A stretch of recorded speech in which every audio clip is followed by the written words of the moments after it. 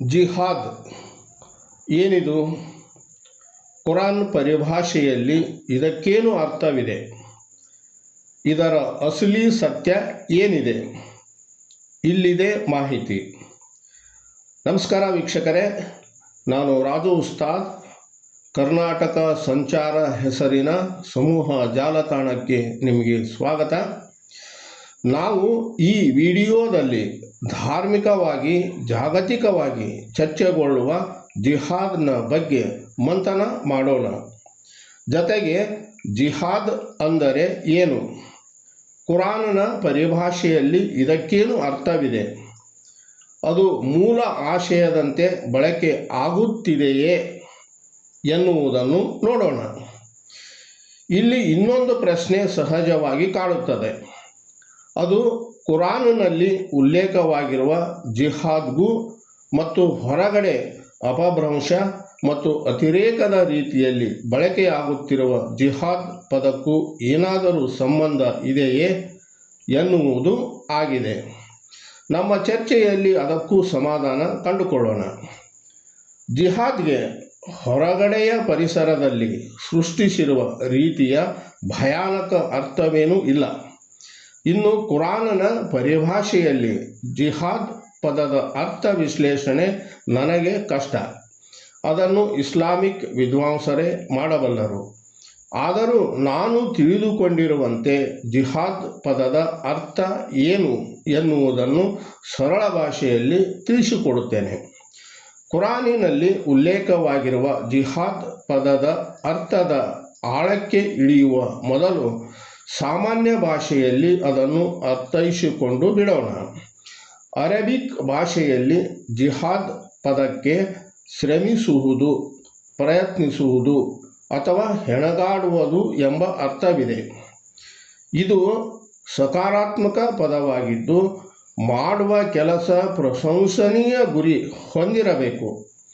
Islamic ಸಂದರ್ಭದಲ್ಲಿ ವೈಯಕ್ತಿಕ ಮತ್ತು ಸಾಮಾಜಿಕ ಜೀವನ ದೇವರು ನೀಡಿದ ಮಾರ್ಗದರ್ಶನಕ್ಕನುಗುಣವಾಗಿ ನಡೆಯುವಂತೆ ನೋಡಿಕೊಳ್ಳುವ ಪ್ರಯತ್ನಗಳು ಇದರಲ್ಲಿ ಸೇರಿವೆ. ಇಲ್ಲಿ ನಡೆಯುವ ಕ್ರಿಯೆ ಹೋರಾಟದ ಪದಕ್ಕೆ ಹೋಲಿಕೆ ಆಗುತ್ತದೆ.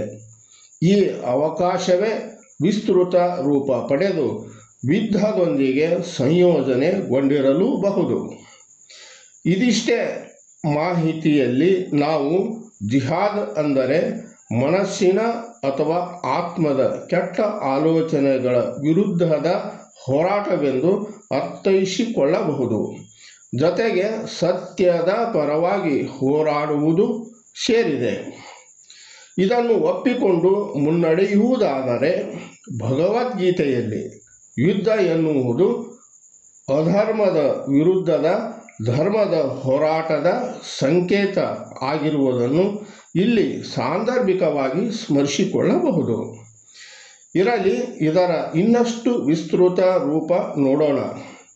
ಜಿಹಾದ್ ಪದ ಕಾಲಮಾನದ ಇಸ್ಲಾಮಿಕ್ ವಿದ್ವಾಂಸರ ವಿಶ್ಲೇಷಣೆಗೆ ಒಳಪಟ್ಟಿದೆ. ಜಿಹಾದ್ ಅಂದರೆ ಒಂದು ಪ್ರಶಂಸನೀಯ ಹೋರಾಟ ಅಥವಾ ಪ್ರಯತ್ನವಾಗಿದೆ. ಇದರ ನಿಖರ ಅರ್ಥ ಸಂದರ್ಭವನ್ನು ಅವಲಂಬಿಸಿದೆ. ಆದರೆ ಕೆಲವರು ಇದನ್ನು ಪವಿತ್ರ ಯುದ್ಧವೆಂದು ತಪ್ಪಾಗಿ ಅನುವಾದಿಸಿದ್ದಾರೆ ಎಂಬ ಆಕ್ಷೇಪದ ಸ್ವರ ಅನೇಕ ವಿದ್ವಾಂಸರಲ್ಲಿ ಇದೆ. ಜಿಹಾದ್ ಹೆಚ್ಚಾಗಿ ಧಾರ್ಮಿಕ ಮತ್ತು ನೈತಿಕ ಕ್ಷೇತ್ರದಲ್ಲಿ ಬಳಕೆ ಆಗುತ್ತದೆ. ನಮ್ಮ ಕೆಟ್ಟತನಗಳ ವಿರುದ್ಧ ನಾವೇ ಹೋರಾಡಿ ನಿಗ್ರಹಿಸಿಕೊಳ್ಳುವುದು ಹಾಗೂ ಒಳ್ಳೆಯದನ್ನು ಉತ್ತೇಜಿಸುವುದು, ಇದರ ಜೊತೆಗೆ ತಪ್ಪನ್ನು ತಡೆಯುವುದು ಮತ್ತು ಸತ್ಯವನ್ನು ಎತ್ತಿ ಹಿಡಿಯಲು ಹೋರಾಡುವುದು ಸೇರಿದೆ. ಕುರಾನ್ನಲ್ಲಿ ಜಿಹಾದ್ ಪದ ಬಹು ಅರ್ಥಗಳನ್ನು ಹೊಂದಿದೆ. ಕ್ರಿಶ 610ರಿಂದ 622 ಅವಧಿಯಲ್ಲಿ ಪ್ರವಾದಿ ಮುಹಮ್ಮದ್ ಅವರು ಮೆಕ್ಕಾದಲ್ಲಿ ಇದ್ದುಕೊಂಡು ಕುರಾನನ್ನು ಬಹಿರಂಗಪಡಿಸುತ್ತಿದ್ದಾಗ ಸಬ್ರ್ ಅಂದರೆ ಸಹನೆ, ತಾಳ್ಮೆ ಅಥವಾ ದೃಢತೆ ಮಹತ್ವ ಪಡೆದುಕೊಂಡಿತ್ತು. ಇದು ಅಂದರೆ ಜಿಹಾದ್ ಪದ ಇಲ್ಲಿ ಆಂತರಿಕ ಆಯಾಮದ ಮೇಲೆ ಒತ್ತು ನೀಡಿತು. ತಾಳ್ಮೆ, ಸಹಿಷ್ಣುತೆ ಕಲಿಸಿತು. ಮೌಖಿಕವಾಗಿ ಮತ್ತು ಚರ್ಚೆಯ ಮೂಲಕ ಇಸ್ಲಾಂನ ಸಾರವನ್ನು ಜನರಿಗೆ ತಿಳಿಸಲು ಹೇಳಿತು. ಕ್ರಿಶ 622 632 ಅವಧಿಯಲ್ಲಿ ಪ್ರವಾದಿ ಮುಹಮ್ಮದ್ ಅವರು ಮದೀನಾದಲ್ಲಿ ಕುರಾನನ್ನು ಬಹಿರಂಗಪಡಿಸುತ್ತಿದ್ದಾಗ ಜಿಹಾದ್ ಪದ ಸ್ವಲ್ಪ ಹೊಸ ಆಯಾಮ ಪಡೆಯಿತು.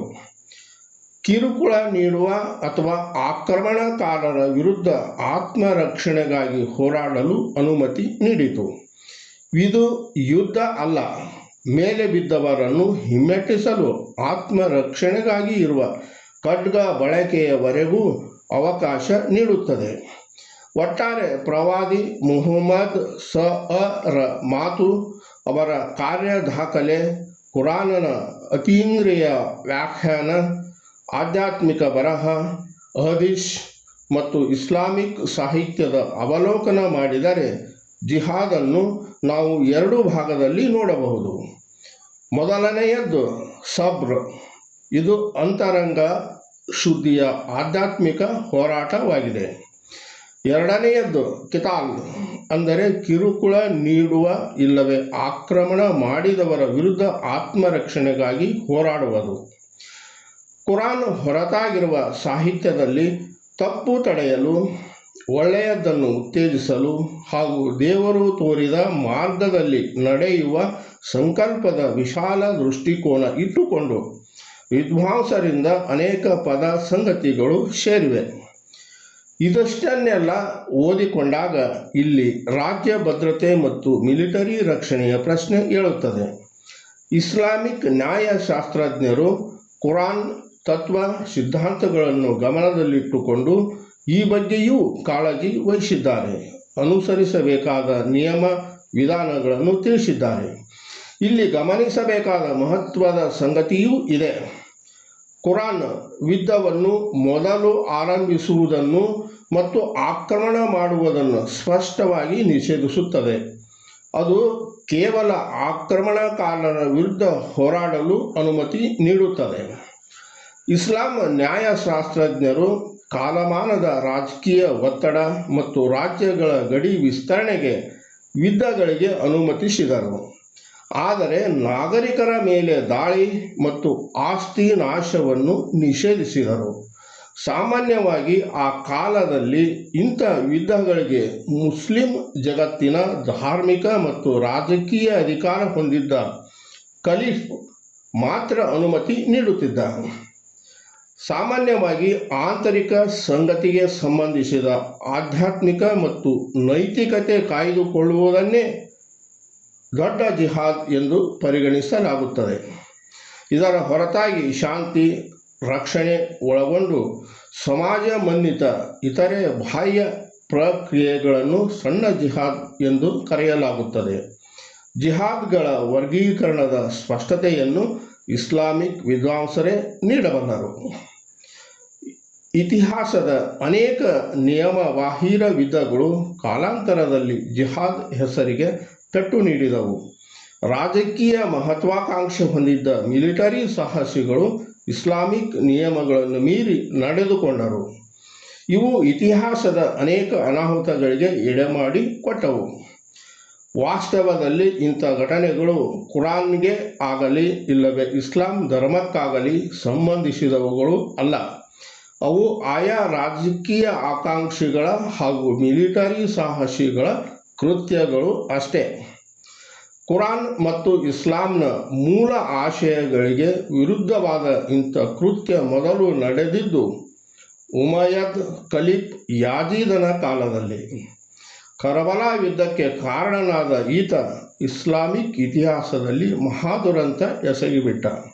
ಅಹಂಕಾರ ಮತ್ತು ಅಧಿಕಾರದ ಮದದಲ್ಲಿ ಪ್ರವಾದಿ ಮುಹಮ್ಮದ್ ರ ಸ್ವಂತ ಮೊಮ್ಮಗನಾಗಿದ್ದ ಇಮಾಮ್ ಹುಸೇನ್ ಮತ್ತು ಅವರ ಪರಿವಾರದ ಸದಸ್ಯರನ್ನೇ ಹತ್ಯೆಗೈದು ಬಿಟ್ಟ.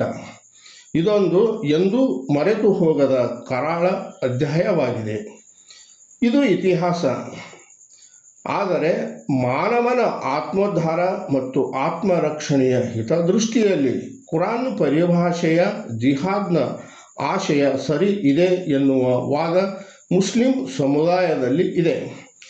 ಆದರೆ ಅದನ್ನು ಅರ್ಥೈಸಿಕೊಂಡು ಅನುಸರಿಸುವಲ್ಲಿ ಎಡವಿದ್ದರೆ ಅದು ಅವರವರ ವೈಯಕ್ತಿಕ ತಪ್ಪು, ಇಡೀ ಧರ್ಮಕ್ಕೆ ಸಂಬಂಧಿಸಿದ್ದಲ್ಲ ಎನ್ನುತ್ತಾರೆ.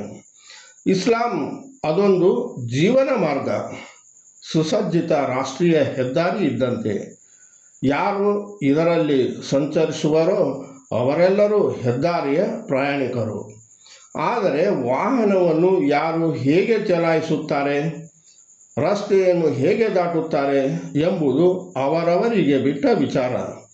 ಅನೇಕರು ನಿಯಮಗಳನ್ನು ಮೀರಿ ನಡೆದು ದುರಂತಗಳನ್ನು ಮಾಡಿಕೊಂಡರೆ ಅದರಲ್ಲಿ ಹೆದ್ದಾರಿಯ ಪಾತ್ರ ಏನಿದೆ? ನಮಸ್ಕಾರ.